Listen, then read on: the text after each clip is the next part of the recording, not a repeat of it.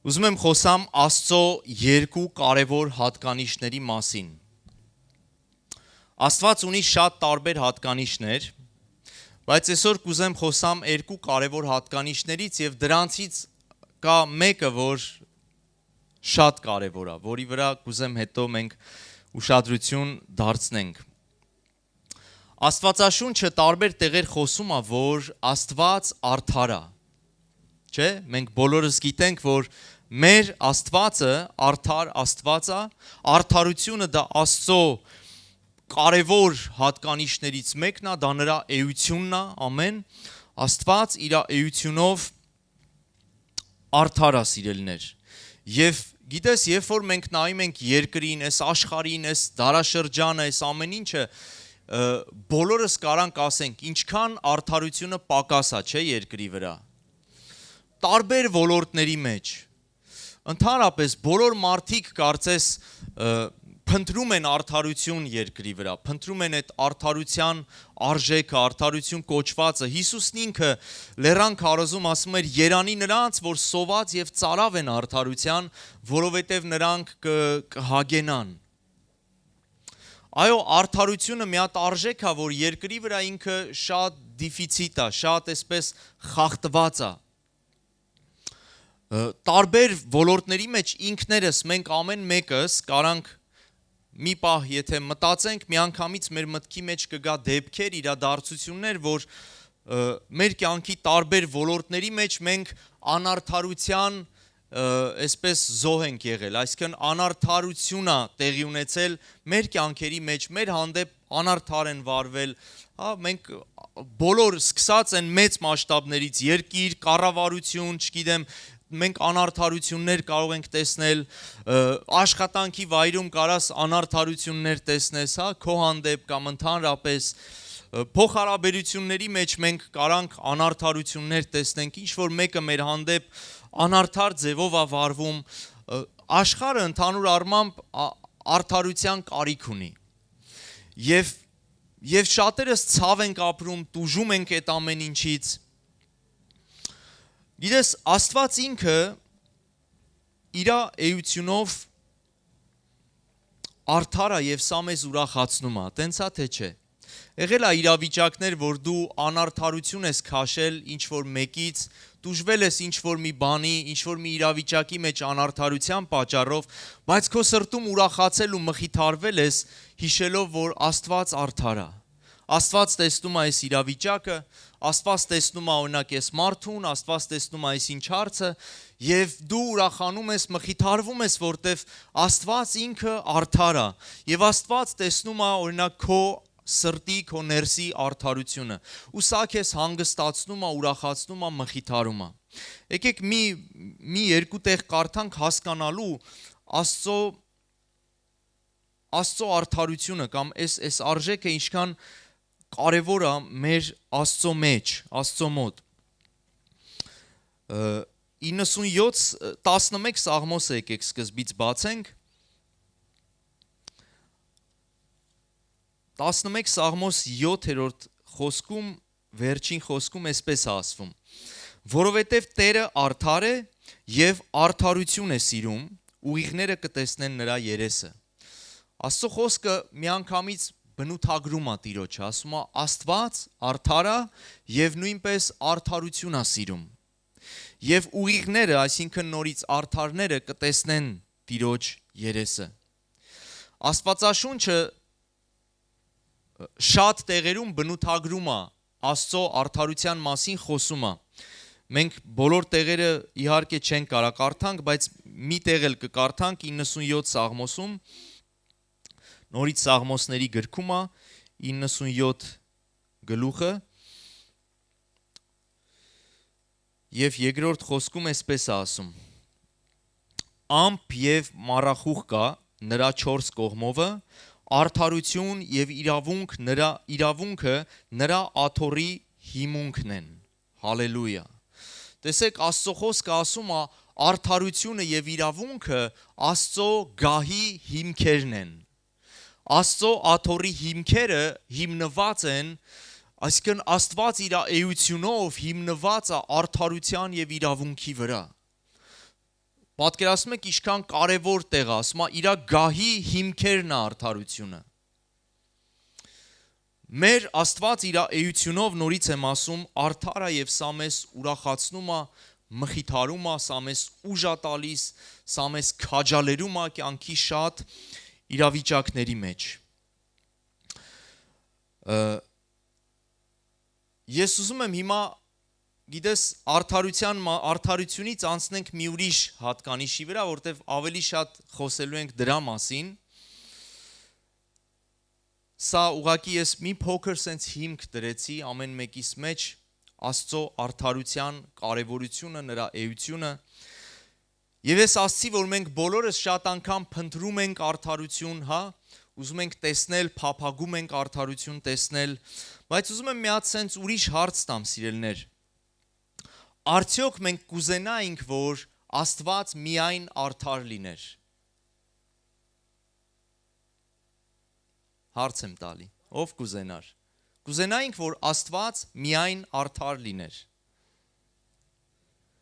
Կամ օրինակ քո կյանքի բոլոր իրավիճակների մեջ Աստված միայն Աստծո արդարությունը գործեր։ Չենք ուզենա, չէ՞։ Տեսեք ինչքան մենք շատ ժամանակ թեև ծարավ ենք, փափագում ենք, գնահատում ենք արդարությունը, ասում ենք, որ աշխարհը արդար չի, այս ինչ մարդը աշխարհ չի, արդար չի, այս ինչ ղեկավարը արդար չի, գործիս շեֆը արդար չի, չգիտեմ, ընկերս արդար չի, բարեկամս արդար չի, հա, մենք մեղադրում ենք անարդարության պատճառով շատերին, բայց այսպիսի մի հարց, կուզենայինք, որ մենք արդարություն ենք պահանջում, չէ, շատերից, բայց արդյոք մենք կուզենայինք, որ Աստված մեր հետ միայն իր արդարությամբ վարվեր։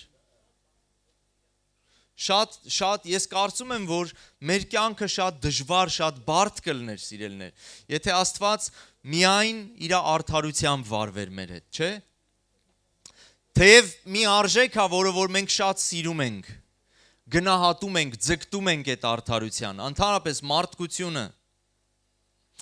Ես ուզում եմ հիմա անցում կատարենք մի հատ ուրիշ, ավելի բարձր արժեքի վրա,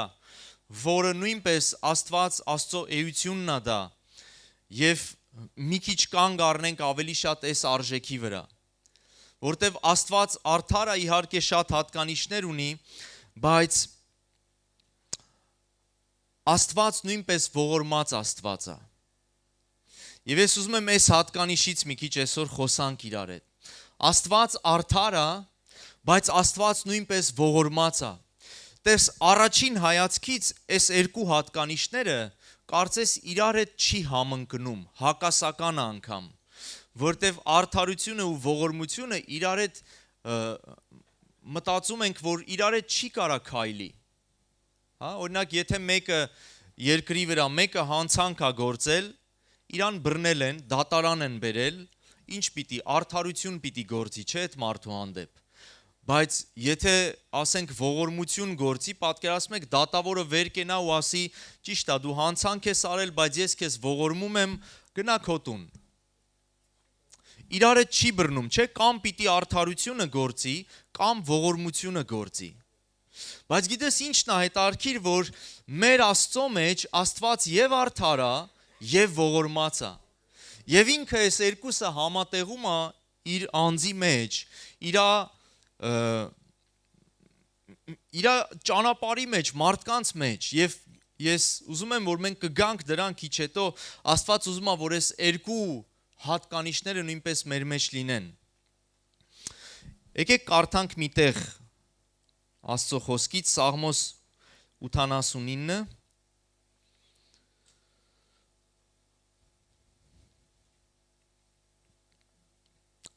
Սաղմոս 89, 14-րդ խոսքը, տեսեք ինչ է ասում։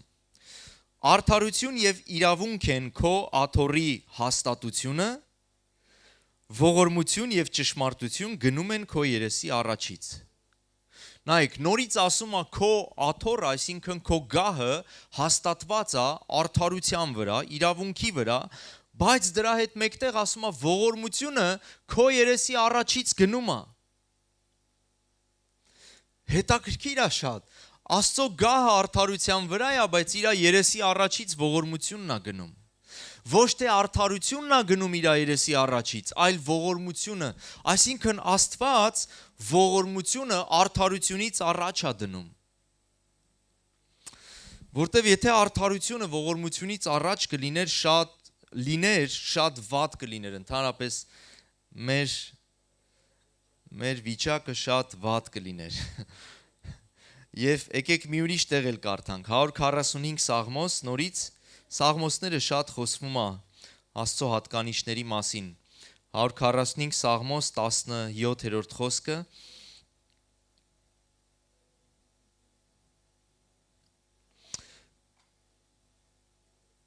Տերը արդար է իր բոլոր ճանապարհներում եւ ողորմած իր բոլոր գործերում։ Նորից հետաքրքիր է այս երկու հատկանիշը, որ թվում է թե իրար հետ չի բռնում, իրար հետ չի կարա քայլի, բայց Աստծո խոսքի մեջ կարծես դիտմամբ այս երկուսը միշտ իրար հետ է գրված։ Արդարությունը եւ ողորմությունը։ Աստված արդար է իր բոլոր ճանապարհներում, բայց ողորմած է իր բոլոր գործերում։ Գիտեք, Ղուկասի ավետարանում, սիրելիներ, Հիսուսը երբ որ քարոզում էր հոր մասին, երբ որ ժողովրդի հետ խոսում էր, Հիսուսը մի հետաքրքիր բան է ասում, այսինքն կոչ է անում մարդկանց նմանվել երկնային հորը, եւ երբ որ կոչ է անում, Հիսուսը առաջ է բերում ոչ թե Աստծո արդարությունը, առաջ է բերում Աստծո ողորմությունը։ Շեշտը դնում է ողորմության վրա, ոչ թե արդարության։ Հիսուսն ասում է նմանվեք ձեր հորը, ասում է ողորմած եղեք, ինչպես երկնային հայրը ողորմած է։ Չի ասում արդար եղեք, ինչպես հայրը արդար է, ասում է ողորմած եղեք, ինչպես երկնային հայրը ողորմած է։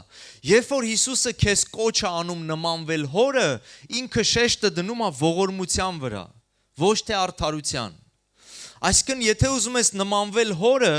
ոչ թե առաջին հերթին արդարությամբ փորձի նմանվել, ողորմությամբ փորձի նմանվել քո Աստծուն, որտև քո հայրը իր երեսի առաջից իր ողորմությունն է գնում։ Մենք այդ տեղը չենք կարդա, կարա գրեք Ղուկաս ավետարան 6:36-ը, այնտեղ Հիսուսը խոսում է, կոչ է անում նմանվել հորը ողորմության տեսանկյունից, շեշտը դնելով ողորմության վրա, եւ հետո էլի շատ կարևոր բաներ է ասում սրա վերաբերյալ։ Տեսեք ինչն է հետաքրքիր, շատ անգամ երբ որ հարցը ուրիշների մասին է, մենք չգիտես խի մեր մեջ բարձրանում է արդարության պահանջը։ Երբ որ հարցը մեկ ուրիշի մասին է, միանգամից արդարություն ես պահանջում, ուզում ես, որ այդ իրավիճակը արդար ձևով լուծվի, արդարություն հաստատվի այդ իրավիճակի մեջ։ Բայց հետաքրքիր է, երբ որ մեր հետ կապված հարցեր ա լինում, ինչ ենք ասում։ Ով է տենց աղոթե քո հետ կապված մի հարց ու ասես Տեր, թող քո արդարությունը գա։ Չէ, դու ողորմություն ու շնորհք ես ուզում, չէ Տիրոջից։ Երբ որ մեզ է հարցը հասնում, մենք չենք ուզում Աստված արդար լինի մեր հանդեպ, մենք ուզում ենք Տերը շնորհած եւ ողորմած լինի մեր հանդեպ։ Բայց ուրիշների դեպքում սենց պայքարում ենք, որ արդարությունը տեղի ունենա։ Գիտես, Աստված ուզում է, որ մենք մեր սրտով նրա նման ողորմած լինենք։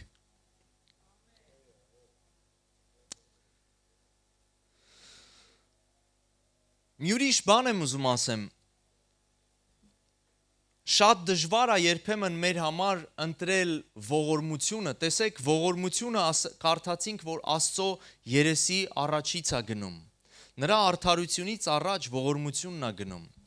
Մեր դեպքում շատ դժվար է ընտրել ողորմությունը, երբ որ արդարությունը մեր կողմն է, ինչ որ իրավիճակի մեջ, երբ որ դու ճիշտ ես, դու արդար ես, բայց պետք է ողորմես դիմացինիդ, այսինքն շնորհք անես դիմացինիդ, շատ դժվար է, այդպես է թե չէ։ Երբ որ հատկապես մենք ճիշտ ենք ինչ-որ մի հարցում, շատ դժվար է արդարությունը մեր դնել մի կողմ եւ ողորմությունը մեր երեսի առաջից գնա։ Բայց գիտես, Աստված ուզում է, որպիսի ինչպես նրա երեսի առաջից գնում է ողորմությունը, ոչ թե արդարությունը, Աստված ուզում է, որ ես ու դու էլ նրան նմանվենք այդ հատկանիշով։ Որ իմ ու քո առաջից, գիտես, առաջնահերթ ողորմությունը, շնորհքը գնա մեր առաջից։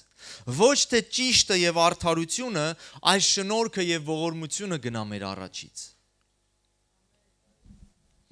Եվ սրա մեջ մենք ունենք աճելու եւ սովորելու շատ տեղ, սիրելիներ։ Ինչի համար է երբեմն դժվար լինում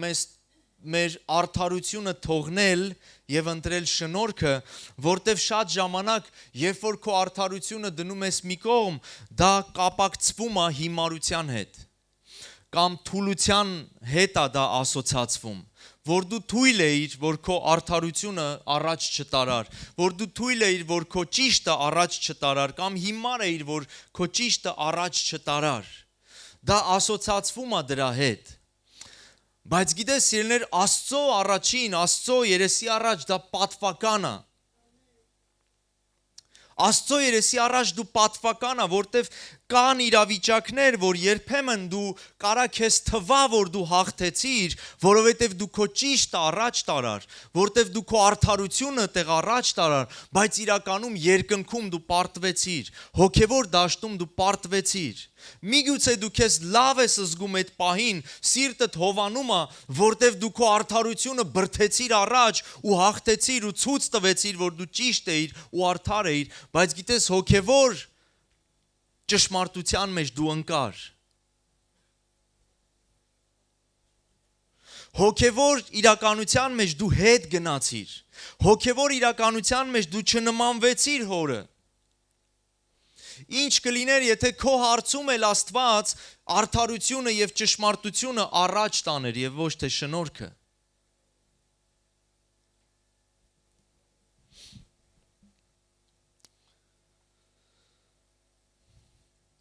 Եվ գիտես, շատ ժամանակ կոնֆլիկտների, թշնամությունների եւ տարբեր իրավիճակների լուծումը հենց այդ իրավիճակները լուծում չեն գտնում հենց այդ պատճառով, որովհետև մենք ուզում ենք մեր արդարությունը առաջ տանել ողորմությունից։ Մենք ուզում ենք մեր արդարությունը առաջ տանել ողորմությունից։ Եվ ցավը նույնպես նրանում է, որ անգամ արդարության ու ճշմարտության մեջ մենք անգամ այն ժամանակ, երբ որ մենք մեզ արդար եւ ճիշտ ենք կարծում, մենք այդ ճիշտ չափանիշն էլ ախր չունենք արդարության։ Մենք ճշմարտության ճիշտ այդ ոնց ասեմ, այդ չափանիշն էլ չունենք։ Երբ որ դու քեզ ճիշտ ու արդար ես կարծում, անգամ համարում ու վստահ ես, դեռ դա էլ չի նշանակում, որ Աստծո աչքերի առաջ դու իրականում ճիշտ ու արդար ես։ Որտեվ Աստծո խոսքը ասում է, որ մեր արդարությունը, մարդու արդարությունը Աստծո առաջ կեղտոտ բանի նման է։ Այսինքն, եթե Աստված իր արդարությունը առաջ տանի, ինքը իրավասու է, որտեվ Աստված գիտի իրականում ինչ է արդարությունը։ Բայց երբ որ մենք ենք մեր արդարությունը առաջ տանում, շատ ժամանակ մեր արդարությունը այդքան էլ արդարություն չի։ Աստծո աչքերի առաջ այդքան էլ արդարություն չի, այդքան էլ ճշմարտություն չի։ Դա ուղղակի այդ պահին մեր ճշմարտությունն է, մեր արդարությունն է։ Ամեն։ Գիտես, որպես հովիվ այս տարիների ընթացքում բնականաբար լինում է, մարդկանց հետ կոնսուլտացիաներ, խորհրդատվություններ, հանդիպումներ, տարբեր խնդիրների, կոնֆլիկտների, ինչ-որ բաների։ Եվ գիտես ինչն է հետաքրքիր, երբ որ կոնֆլիկտներ, ինչ-որ բաներ ա լինում, դու որ կողմը լսում ես, բոլոր կողմերը ճիշտ են։ Բոլոր կողմերը արդար են։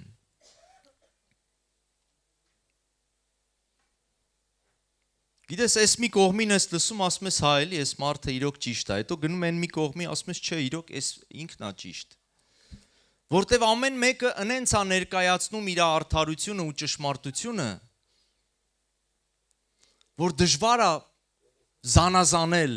Դժվար է հասկանալ առանց Սուրբ Հոգու, առանց Հոգու զանազանության։ Դրա համար Աստված տալիս է Հոգու զանազանության պարգևը, որ Սուրբ Հոգով մենք կարողանանք տեսնել եւ զանազանել մարդկային արդարությունից ու ճշմարտությունից ավելի հեռու գնալ եւ ավելի խորը ներթափանցել ու Աստծո Հոգով կարողանալ տեսնել, որտեղ է Տիրոջ արդարությունը ու ճշմարտությունը։ Այո, դրա համար Աստված տալիս է զանազանության պարգևը, որտեղ մարդկորեն անհնարին է։ Եվ գիտես, շատ ժամանակ, ինչպես ասացի, տարբեր խնդիրները լուծում չեն գտնում հենց դրա համար, որտեղ մենք ձգտում ենք արդարությունը դնել շնորհքից, ողորմությունից առաջ։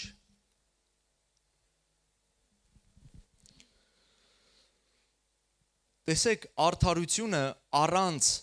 ողորմության, սիրելիներ, ինքը շատ դաժան կարա լինի։ Արդարությունը առանց եթե ողորմությունը հանես արդարությունից, արդարությունը շատ դաժան կարա լինի։ Արդարությունը պատժող կարա լինի, դատապարտող կարա լինի։ Արդարությունը երկրորդ շանս չտվող մի բան է։ Որտեվ գիտես, երբ որ հանցագործը գնում է դատարան ու մարդ է սպանել, այնտեղ արդարությունը չի ասում, գիտես, գնա, երբ որ հաջորդ անգամ հանկարծ նորից մարդ կսպանես, նոր կդատենք քեզ, այս անգամ չենք դատում։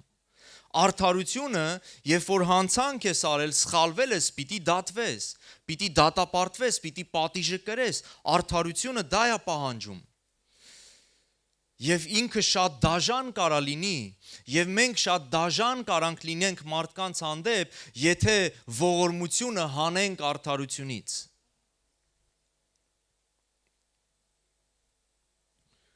Եվ երբ որ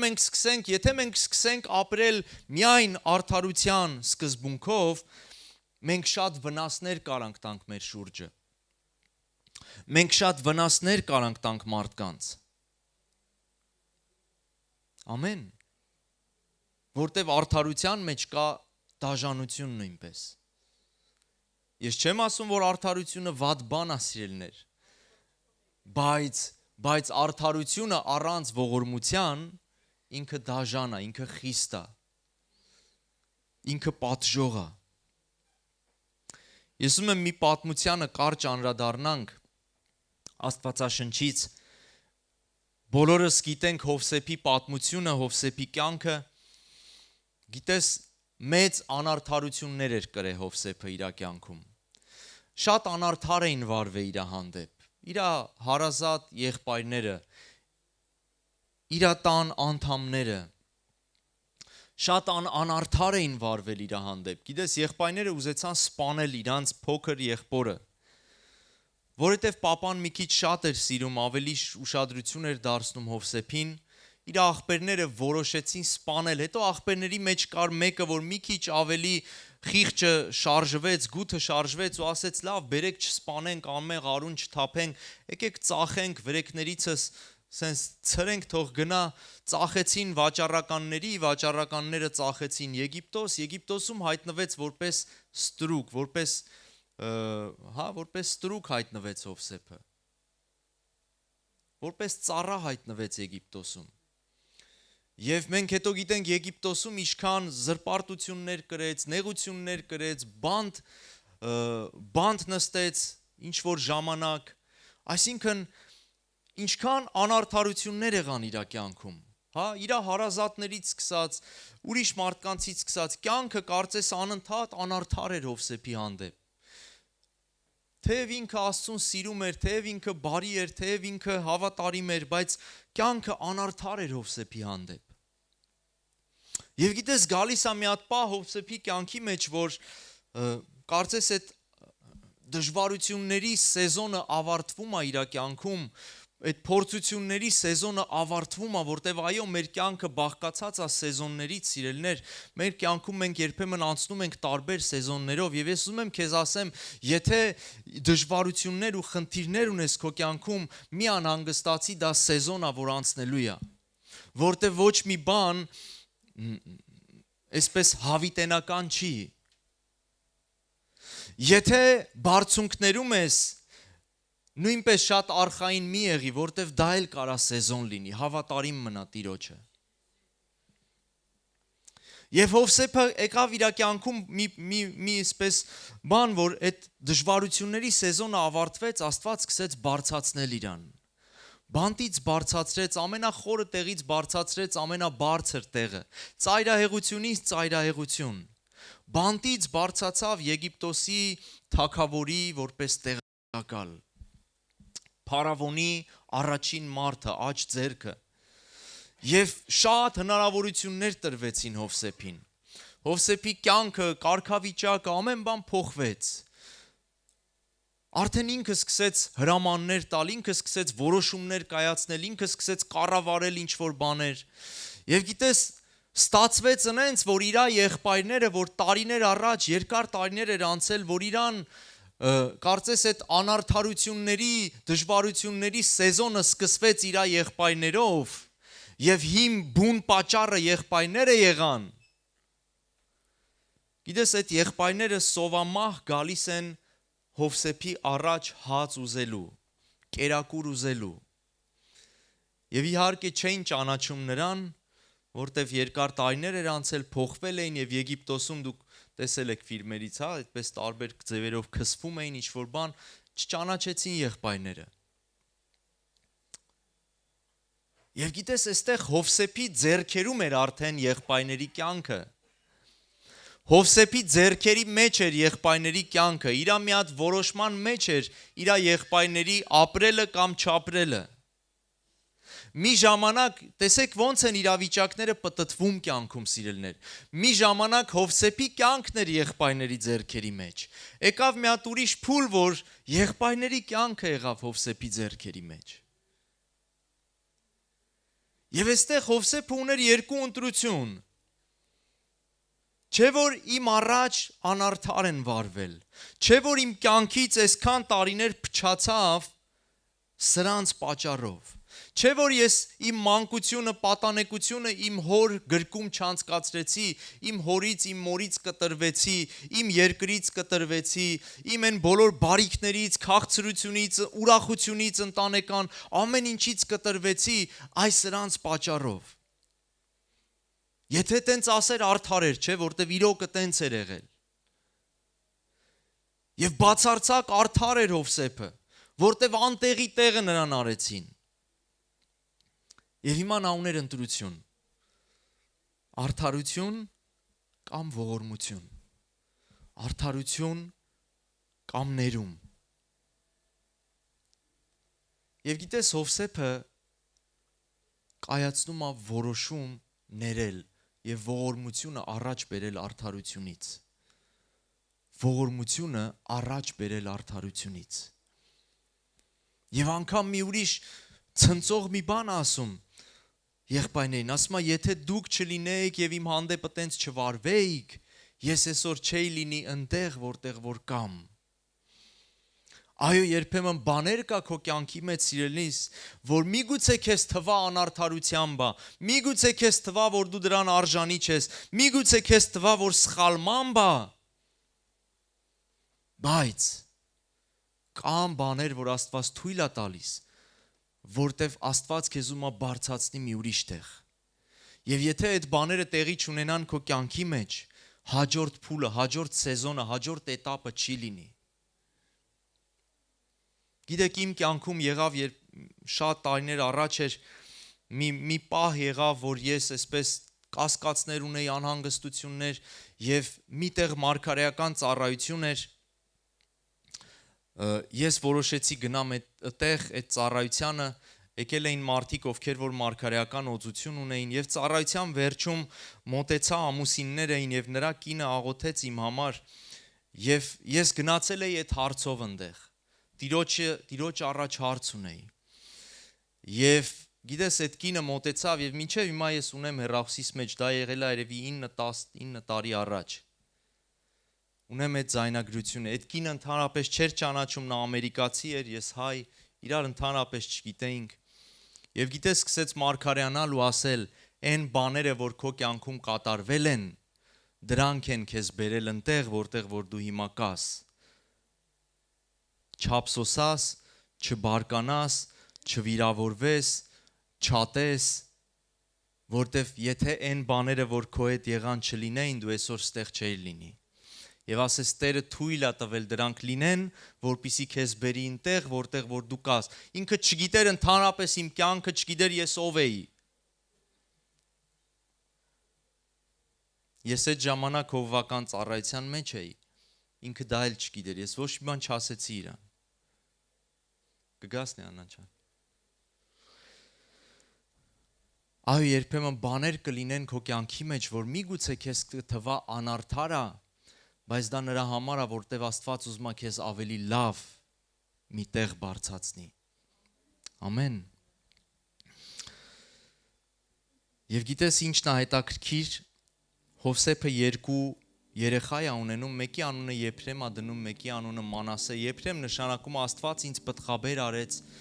օտարության երկրում, Մանասե նշանակում է Աստված մոռացրեց իմ բոլոր ցավերը։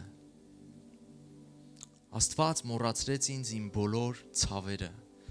Այո, սիրելիս, երբ որ դու ողորմությունը կամ շնորհքը կամ ներումը դնում ես արդարությունից առաջ, Աստված քո բոլոր ցավերը մոռացնում է քեզ։ Երբ որ դու ողորմությունը, շնորհքը, ներումը դնում ես ճշմարտությունից, քո ճշտից, քո արդարությունից առաջ, Աստված քեզ պտղաբեր է անում, Աստված քեզ բարձրացնում է, Աստված քեզ հաջողություն է տալիս։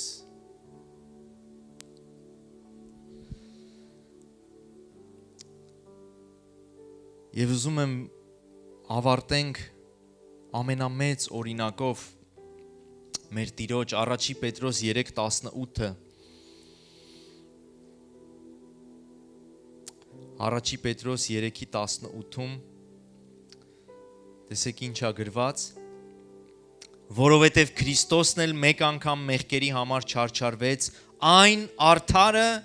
անարդարների համար։ Այն արդարը անարդարների համար։ Քրիստոսը լինելով արդար,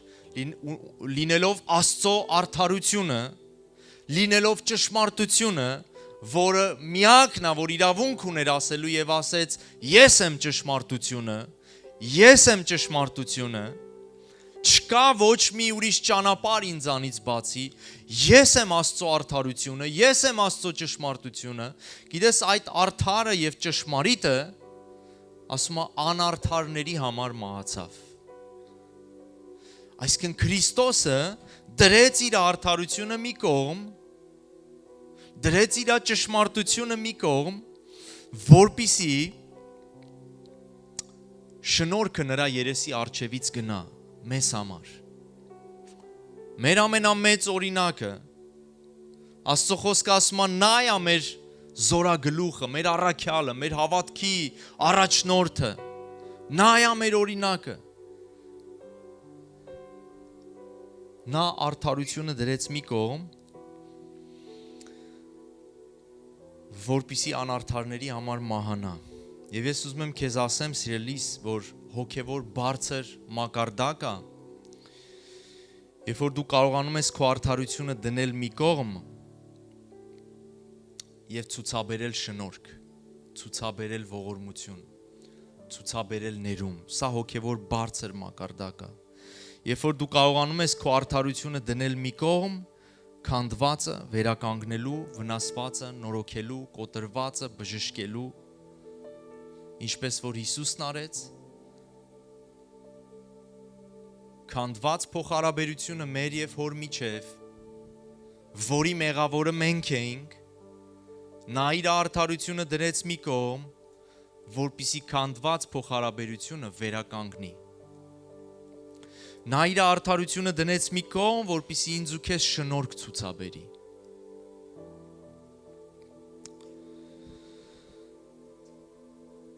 Ես ուզում եմ մի ուրիշ բան ասեմ։ Հովսեփի որդին Մանասեն, որ նշանակում է Աստված իմ ցավերը մոռացնել տվեց ինձ։ Երբ որ քո ցավերն են դառնում քո արդարությունը, երբեմն, երբ որ անարդարությամբ են մեր մեջ, մեր հետ վարվում, մենք ցավեր ենք ստանում, չէ՞, մեր ներսում։ Եվ այդ մեր ցավերը դառնում են մեր արդարությունը։ Իմ հանդեպ սենց վարվեցին, ինձ սխալ ասցին, ինձ սենց ասեցին, նենց ասեցին։ անկեղծ չեղան, վիրավորեցին եւ ցավերը դառնում է քո արդարությունը եւ սկսում ես այդ ցավերից ելած արդարությունով պայքարել։ Երբ որ քո ցավերը քո արդարությունն են դառնում, այդ ցավերը նոր ցավեր են ծնում քո կյանքի մեջ։ Այդ ցավերը ուրիշ ցավեր են սկսում ծնել քո կյանքի մեջ։ Բայց երբ որ Քրիստոսի ցավերն են դառնում քո արդարությունը, նրանք ծնում են ներում եւ ուրախություն քո կյանքի մեջ։ Ես ուզում եմ նորից ասեմ, երբ որ քո արդարությունը քո ցավերն են դառնում, այդ ցավերը ուրիշ ցավեր են ծնում քո կյանքի մեջ։ Երբ որ քո արդարությունը դառնում է Քրիստոսի ցավն է դառնում քո արդարությունը, դա քո մեջ ծնում է ներում եւ ուրախություն։ Դրա համար Աստված Եփրեմին տվեց մի որդի եւ ասեց. Աստված ինձ մոռացնել տվեց իմ ցավերը, այսինքն ուրախություն եկավ իմ կյանքի մեջ, ցնծություն եկավ, բարգավաճում եկավ, օրհնություն եկավ, ներում եկավ իմ կյանքի մեջ։ Եթե Հովսեփը իր ցավերի արդարությունով, իր ցավերը կարծես իր արդարությունը, որ կային, դա առաջ տաներ, դա ուրիշ ցավեր էր ծնելու։ Գիտես, դա ուրիշ դժբախտություն էր ծնելու իր կյանքի մեջ։ Բայց գիտես, շնորհքը առաջ տարավ եւ այդ շնորհքը իր մեջ ծնեց Մանասե ու Եփրեմ, բարգավաճում եւ ուրախություն։ Աստված մոռացնել տվեց ինձ իմ ցավերը։ Եվ Եբրայեցիս թղթում գրված է մի բան, այսպես լավ բառացի ասեմ, Աստծո խոսքը Եբրայեցիս թղթում ասում է. համարձակությամբ մոտենանք շնորհքի գահին, որտեվ այնտեղից շնորհք եւ ողորմություն է բխում, որպեսզի ասում է ողորմություն ընդունենք Տիրոջից։ Հետաքրքիր է, որ մենք կարդացինք, որ Աստծո գահը արդարության հիմքերի վրա էր, բայց Եբրայեցիս թղթում ասում է համարձակությամբ մոտենանք շնորհքի գահին։ Նորից տեսնում ենք այդ գահը կարծես երկու մաս ունի, արդարության գահը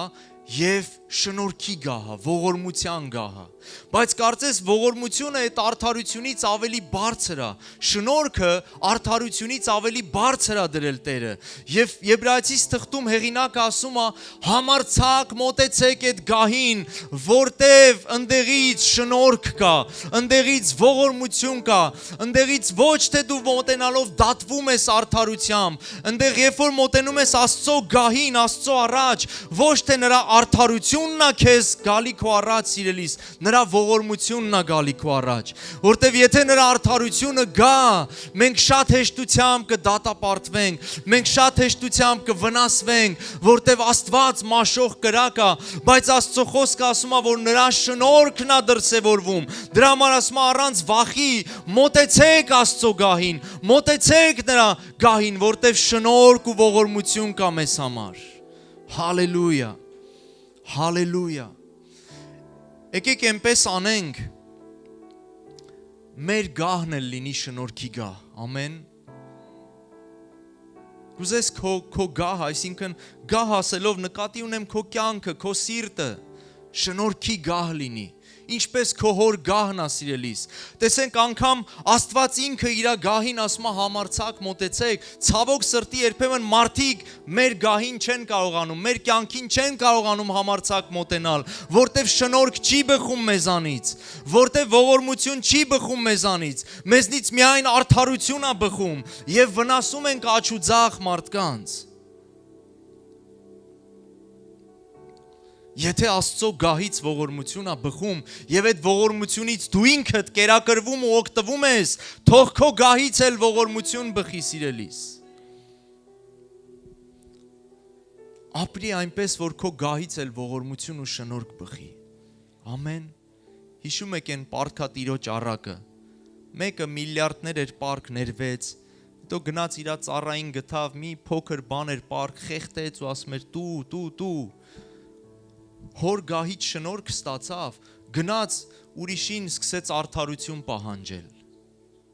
Եվ հետո լսեց, ասեց, հələ բերեք դրան իմ մոտ, ոնց որ մոռացավ ինչա իրան արվե։ Եկեք կանգնենք ոտքի։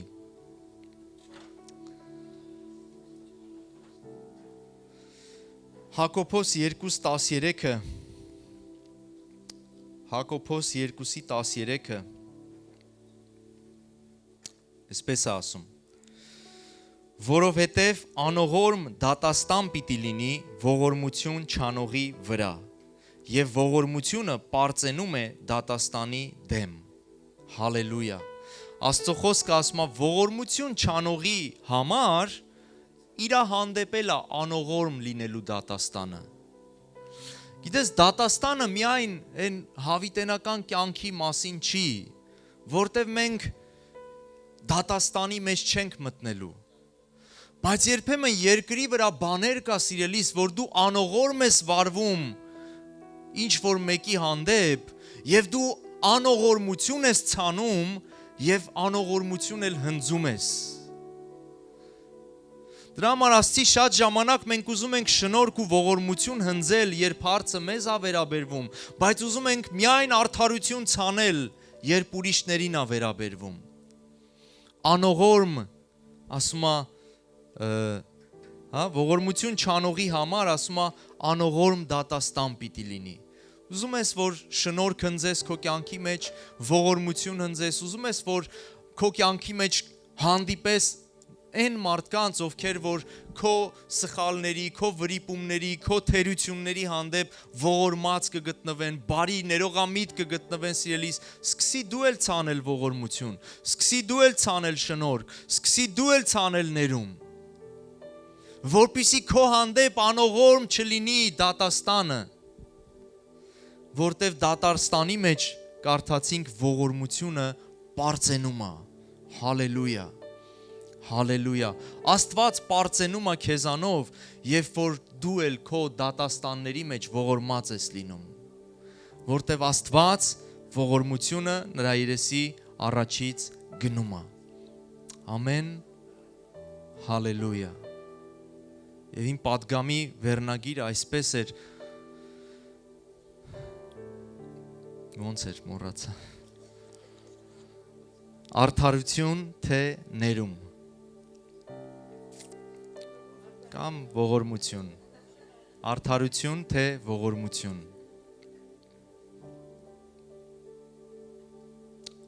Ինչքան էլ որ արդարությունը պետք է, կարևոր է, պետքական է, իմացի, որ ողորմությունը պարծենում է, սիրելիս, ողորմությունը ավելի բարձր է, շնորհքը ավելի բարձր է։ Դրա համար Աստված ոչ թե արդարությանը նայեց, որտև եթե արդարությանը նայեր, Աստծո խոսքն ասում է բոլորս մեղանչեցինք եւ նրա փառքից, նրա երեսից ընկանք։ Եթե արդարությանը նայեր, մենք բոլորս դժոխքի տոմսերը ձեռքներս ու դատապարտության այդ վճիռը մեր վրա գրած ապրում էինք։ Բայց Աստված նայեց շնորհքին, Աստված նայեց ողորմությանը։ Ոչ թե իր արդարությանը, այլ ողորմությանը, որտեղ մեղքի վարձքը մահ է, սա արդարությունն է, մեղքի վարձքը մահ է, եւ բոլորս մեղավոր էինք եւ հետեւաբար մահի էինք արժանի, սա արդարությունն է Աստծո։ Բայց շնորհքը ասում է, որ շնորհքը հավիտենական կյանք է տալիս, շնորհքը մեղքերի բազմություն է ծածկում, շնորհքը մեղքերի շատություն է ներում, շնորհքը ընկածին բարձրացնում է, շնորհքը կեղտոտվածին լվանում է, շնորհքը մեղքերը մոռանում է, սա շնորհքն է, սիրելիս։ Եվ Աստված ուզում է, Հիսուսն ասեց, ողորմած եղեք, ինչպես ձեր հայրը ողորմած է։ Գիտես, չի ասում սուրբ եղեք, ինչպես սուրբ է, արդար եղեք, ինչպես արդար է, չեմ ասում, որ այս հատկանիշները պետք չի, բայց Հիսուսը կարևորում է, այդ բոլոր հատկանիշներից առաջ է բերում, առանձնացնում է ողորմությունը եւ ասում է ողորմած եղեք, ինչպես հայրը ողորմած է։ Հալելույա, Սիրելի մեր Աստված, օրհնում ենք քեզ, գոհանում ենք քեզանից, Տեր, եւ ողջ փառքը քեզ ենք տալիս, շնորհակալ ենք քո ողորմության, քո շնորհքի համար, որ դու մեզ տեսար, սիրեցիր, գթացիր, որ դու առաջինը մեզ սիրեցիր եւ շնորհք ցուցաբերեցիր եւ շարունակում ես մեր կյանքի բոլոր օրերում քո շնորհքը հեղել, թափել մեր կյանքերի մեջ, Տեր իմ Աստված, մեր ամեն սխալների, թերությունների, վրիպումների մեջ, Տեր, շնորհակալ ենք, Հայր, որ քո երեսի առաջից գնում է ողորմությունը եւ շնորհքը, եւ Տեր, մենք ուզում ենք քեզ նման լինել, մենք ուզում ենք քեզ նման լինել, մենք չենք ուզում մեր պիղծ արդարությունը բարձրացնել, Տեր իմ Աստված, մենք ուզում ենք քո շնորհքը մեր երեսի առաջից գնա, քո ողորմությունը մեր երեսի առաջից գնա, Հայր, Հիսուսի զորավոր անունով խնդրում եմ, Տեր, որպեսզի ամեն մեկին այստեղ, ամեն մեկից, Տեր, դարձնես քեզ նման, որ այս հատկանիշը երևա մեր կյանքերում, քո զավակների կյանքում, Տեր, որ սրանով մենք քո նման լինենք, սրանով մենք քո պարծանքը լինենք, որ ինչպես դու ես, Տեր, ողորմած, այնպես քոնոնք լինեն, այնպես քո զավակները լինեն, ինչպես քո գահն շնորհքի գահ, այնպես մեր կյանքերից շնորհքը հոսի եւ դրսևորվի, Տեր, մարդկանց եւ մյուսների հանդեպ, շնորհակալ ենք, Հայր, օրհնիր քո ժողովուրդը, Տեր, օրհնիր քո ժողովուրդը եւ թող քո շնորհքը շատանա, թող քո շնորհքը առատանա, թող քո շնորհքը ավելանա մեզ վրա, Տեր իմ Աստված, ամեն օր, օրը ստորե, Տեր, թող քո շնորհքը առատանա, թող այս հատկանիշը բարձրանա մեր մեջ եւ առատությամբ լինի մեր մեջ, Տեր, եւ դրսևորվի մարդկանց համար, աշխարհի համար, Տեր, եւ ընդհանրապես, Տեր, թող ողորմությունը տեսանելի լինի քո ժողովրդի մեջ, Հայր, Հիսուս Քրիստոսի անունով, Տեր, մենք չենք ուզում լինել փարիսեցիների նման, որոնց որ դու հանդիմանում ու ասում էիր, որ գիրը գիտեք, խոսքի ամեն արդարությունը, ճշմարտությունը պահում եք, բայց Տիրոջ սիրտը չգիտեք, Տիրոջ հոգին, որտեղ որ նա ողորմած է, որտեղ որ նա սեր է, Տեր, մենք ուզում ենք քո ոչ թե գիրը իմանալ, այլ քո հոգին, քո այն ինչ որ քո երեսի առաջից գնում է, Տեր, քո սերը եւ քո շնորհքը, Հայր, շնորհակալ ենք, օրհնիր քո եկեղեցին, քո ժողովուրդը, օրհնիր ամեն մեկի ընթացքը, շաբաթը, Տեր, թող քո պաշտպանությունդ լինի ամեն մեկի վրա, Հայր, Հիսուսի թանկ ու զորավոր անունով, Տեր, հալելույա, ամեն մեկի սրտերը մոտեցրու եւ քաշի քեզ, սովորեցրու քո հոգով, Տեր, որպեսզի մենք դուրս գանք այստեղից եւ քո խոսքը վերցրած գործի դնենք եւ թող քո խոսքը պտուղ տա, Տեր, այստեղ ամեն մեկի սրտի մեջ, Հիսուսի անունով, ամեն, ամեն, Փառք Տիրոջը, Աստված առատորեն օրհնի, սիրելիներ, ամեն մեկի ձեր տները, ընտանիքները օրհնված ու խաղաղ շաբաթ ամեն մեկիդ։